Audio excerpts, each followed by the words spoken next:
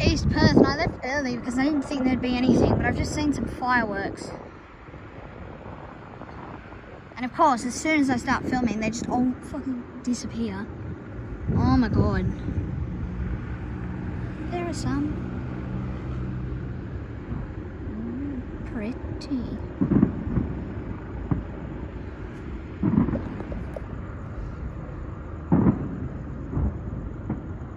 Leftover Christmas fireworks, those green and red ones, I presume.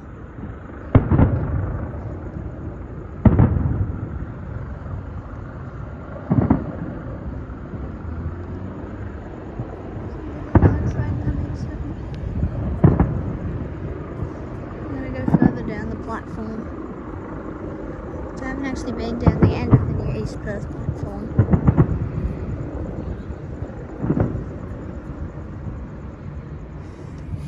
Set 29! Ha! It's set 29! Set 29! Set 29! It's set 29! It's set 29! This is the one that got stuck. This is the one that got stuck. This is the only Transperth train to have gone on platform 3. This is the only Transperth train to have gone on platform 3. It's the platform 3 train. And it doesn't have a new pantograph. What?